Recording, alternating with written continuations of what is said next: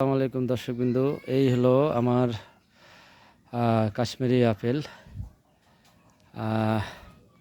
মোটামুটি গাছ রেডি হয়ে আসতেছে। এই কাশ্মীরি আপেল। আর এই হচ্ছে আঙ্গুরের নতুন একটা জাত, আমি জানি না জাতের নাম কি, তবে মিষ্টি আঙ্গুর, কারণ পোকায় সব পাতা খেয়ে ফেলায়।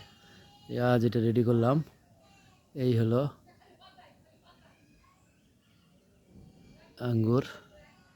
আঙ্গুরের মাচা। দুইটা গাছ আগে টেস্ট করতেছি, দেখি দেখ কী হয়। এটা হচ্ছে ইন্ডিয়ান ভাগোয়া আনার। বর্ষাকালে যদিও কষ্ট, তারপরেও নিলাম। ওরকম স্পট পড়ে নাই, হালকা পাতলা রোদে পড়ছিল। আর প্রচুর যত্ন করি, বিশেষ করে আমাদের দেশপ্রেমিক এবং ইউটিউবার যাই বলি, শিক্ষক আমাদের মানিক ভাই, মানিক স্যার, ওনার কিছু পরামর্শ আমি ইউটিউব থেকে রেঞ্জ প্লাস নিজেও কিছু অভিজ্ঞতা আছে কিছু কিছু জায়গায়।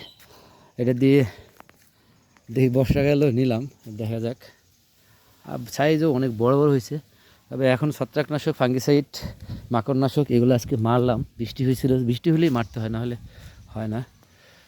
এরপরে সকালে দেখি এগুলো সব ব্যাগিং করে ফেলাবো, কারণ সাইজগুলি খুব ভালোই এবং খুব সুন্দর। ব্যাগিং করব। তবে এইটা হারভেস্টের অন্তত 4-5 দিন আগে ব্যাগিং খুলে দিয়ে রাখলে আপনার খুব ভালো পাওয়া যায়। আগের বছরও পাইছিলাম। আর এটা হচ্ছে ফিলিস্তিনি আনার একটা ব্যাগিং করে রাখছি, নতুন গাছ, এটা 7 মাসের গাছ। এই হলো অবস্থা। আর এই বাগান প্রুনিং করলাম আজ প্রায় 1 মাস ধরে, এখনও শেষ হয় নাই। এইটা হচ্ছে আরেকটা আঙুর মাচা, আম গাছের মাঝখানে যদিও, তবে প্রচুর রোদ পড়বে এখানে।